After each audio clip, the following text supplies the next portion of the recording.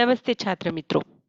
आज हम विकार के आधार पर शब्द भेद के जो कुल 8 प्रकार होते हैं, उनमें से 4 होते हैं विकारी शब्द और 4 होते हैं अविकारी शब्द। जो विकारी शब्द होते हैं उनमें संज्ञा, सर्वनाम, विशेषण तथा क्रिया यह होते हैं, उन्हें सव्य भी कहा जाता है। और जो 4 अविकारी शब्द होते हैं वह होते अव्यय। तो संज्ञा इस प्रकार की जानकारी हमने पिछले एक वीडियो में ली थी। आज हम सर्वनाम इस शब्द भेद की जानकारी, इस सव्य की जानकारी हासिल करेंगे। सर्वनाम क्या होता है? सर्वनाम किसे कहा जाता है? तो जिन शब्दों का प्रयोग संज्ञा शब्दों के स्थान पर किया जाता है उन्हें सर्वनाम कहते हैं। सर्वनाम संज्ञा की पुनरावृत्ति को रोकते हैं। देखिए, हम हर बार किसी चीज का, वस्तु का या व्यक्ति का बार बार नाम लेकर संबोधित नहीं कर सकते, बुला नहीं सकते। तो ऐसे वक्त पर हम उनका नाम लेने के बजाय उनके लिए कोई अन्य शब्द पुकारते हैं, तो उसे कहा जाता है सर्वनाम। सर्वनाम के कुल 6 प्रकार होते हैं। तो उसमें से पहला प्रकार है पुरुषवाचक सर्वनाम। जो शब्द बोलने वाले, सुनने वाले तथा जिसके विषय में बात की जाए उन पुरुषों का बोध कराते हैं, वे पुरुषवाचक सर्वनाम कहलाते हैं।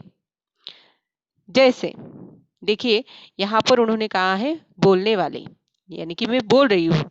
सुनने वाले, जैसे कि आप सुन रहे हो, तथा जिसके विषय में बात की जाए। और अगर दो बोलने वाले व्यक्ति किसी और व्यक्ति के बारे में बात कर रहे हो तो वह अन्य, तो उनका बोध कराने वाले जो सर्वनाम होते हैं तो उन्हें कहा जाता है पुरुषवाचक सर्वनाम। जैसे बोलने वाले, मैं, मुझे, हम, हमें। अगर मैं बोल रही हूं तो मैं खुद के लिए इन सर्वनामों का प्रयोग करूंगी, जैसे मैं, मुझे, हम, हमें, हमारा। और सुनने वाले, जैसे कि आप, तू, तुम, तुमको, तुमसे, आप, इस तरह से। और अगर हम किसी और के बारे में, अन्य व्यक्ति के बारे में बात करेंगे या अन्य विषय के बारे में बात करेंगे तो वह, वे, यह, ये, उसे, उससे, उनको, उनके लिए आदि सर्वनामों का प्रयोग करते हैं। तो एक बात ध्यान में रखिए, बोलने वाले जो सर्वनाम, बोलने वालों के लिए जो सर्वनाम हम उपयोग में लाते हैं उन्हें उत्तम पुरुषवाचक सर्वनाम कहते हैं। और जो सुनने वाला होता है उसके लिए जो सर्वनाम हम उपयोग में लाते हैं उन्हें मध्यम पुरुषवाचक सर्वनाम कहा जाता है। और जिसके विषय में बात की जाए उन्हें अन्य पुरुषवाचक सर्वनाम कहते हैं। एक बात ध्यान में रखिए, ये पुरुषवाचक सर्वनाम के 3 प्रकार होते हैं, परंतु अगर आपको पूछा गया सवाल, आपने पुरुषवाचक सर्वनाम यह उत्तर भी दिया तो भी चलेगा। उदाहरण, मैं प्रतिदिन प्रातः टहलता हूं। तुम कल कहाँ थे? वह मेरा मित्र है। यहाँ मैं, तुम और वह पुरुषवाचक सर्वनाम है। सर्वनाम का दूसरा प्रकार निश्चयवाचक सर्वनाम। जिस शब्द से किसी निश्चित व्यक्ति, वस्तु या स्थान का बोध होता है उसे निश्चयवाचक सर्वनाम कहते हैं।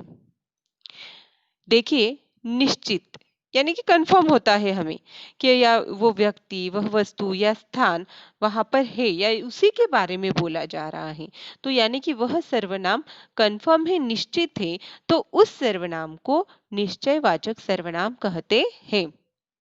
जैसे यह दिव्या का घर है, ये कंफर्म है, निश्चित है, घर किसका है? दिव्या का ही है, तो यह सर्वनाम निश्चयवाचक सर्वनाम हुआ।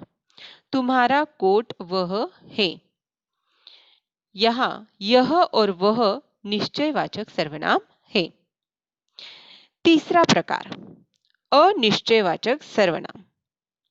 जिन सर्वनाम शब्दों से किसी निश्चित व्यक्ति, वस्तु या स्थान का बोध न हो उन्हें अनिश्चयवाचक सर्वनाम कहते हैं।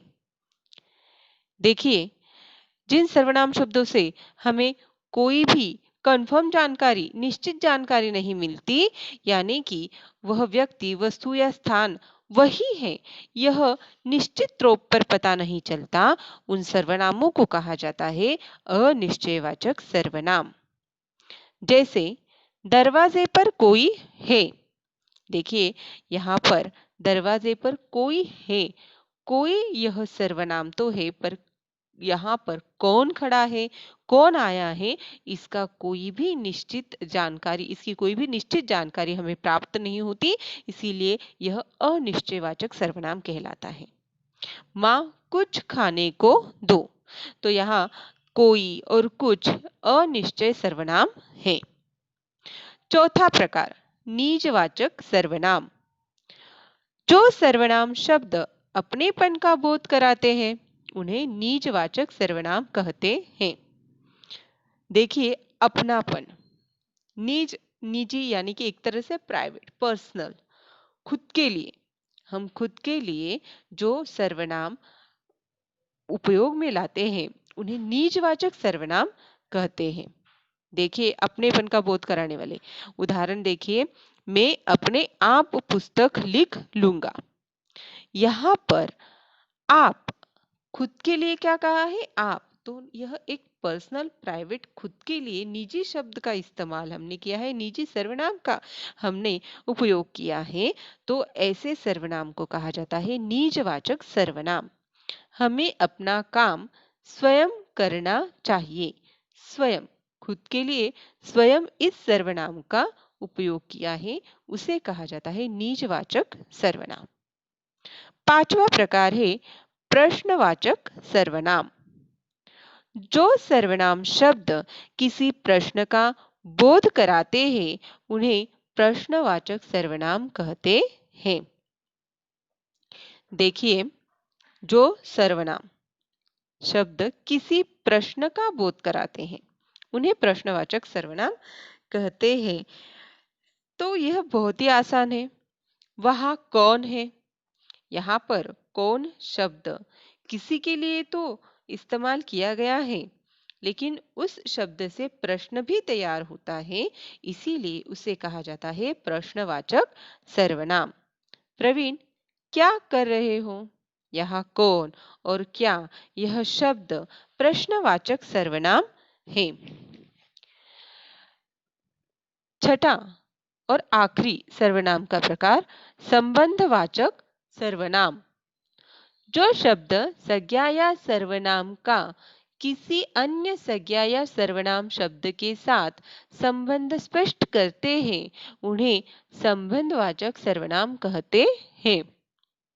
देखिए यहाँ पर ऐसा सर्वनाम आता है वाक्य में जो संज्ञा या सर्वनाम का उसी वाक्य में आए अन्य संज्ञा या सर्वनाम शब्द के साथ कोई संबंध दर्शाते हैं, स्पष्ट करते हैं, तो ऐसे सर्वनाम शब्दों को संबंधवाचक यानी कि संबंध दर्शाने वाले संबंधवाचक सर्वनाम कहते हैं।